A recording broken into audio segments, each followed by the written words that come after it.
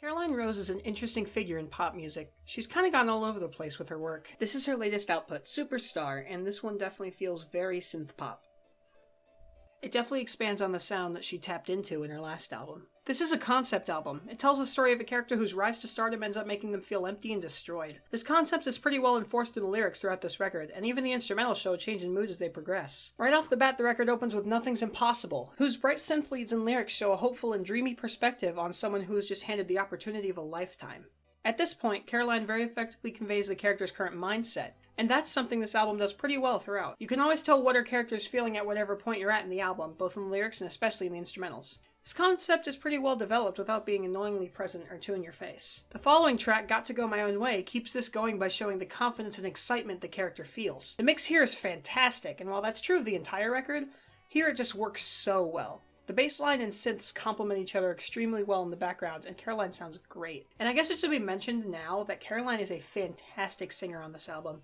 She has a voice that just works beautifully with this sound, and it just makes this album that much better. Do You Think Will Last Forever has a super catchy bass line and shows off Caroline's vocal prowess even more. The percussion here is also super catchy and great, and the combination of all these factors easily makes this one of my favorite songs in the entire album. The lyrics don't feel super connected to the concept that the first few tracks set up, but they don't really have to be. If every song of this album was about the core story and nothing else, I think it would be too much. Plus, this still works enough in the narrative that it still feels like the natural progression of this concept. The track Feel the Way I Want was the lead single off of this album, and was actually what got me so interested in this in the first place. Again, I know I sound like a broken record, but I truly love the instrumental on this song. It's probably the most unique and my favorite instrumental on the whole album, and it definitely grabbed my attention on the first listen. Freak Like Me is the only track I don't really care for too much. Even then, the piano lead is very nice and the soft singing sounds pretty good. It's still a quality track, just probably my least favorite on the album. It just goes for a bit too long and kind of kills the pace. However, it comes right back with the song Someone New, which starts to show the character's mental descent. She becomes distraught over what seems to be someone from a previous relationship finding a new partner, and this signals the big change in emotional tone of the record.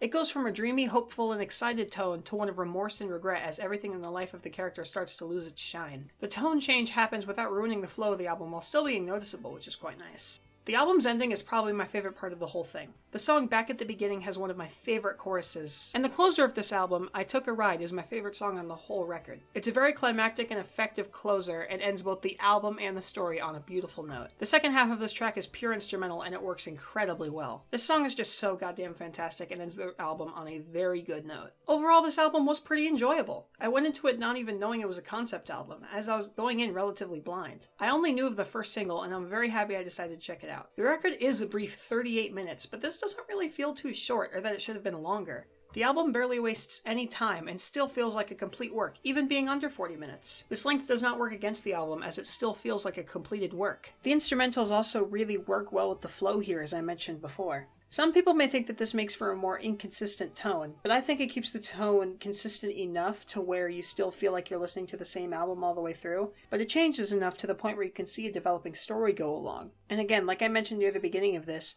the mixing and production here is also very good, and I really enjoyed the sound of this record throughout the entire thing. You could definitely hear what needed to be heard, and even the background parts sounded very distinctive and great.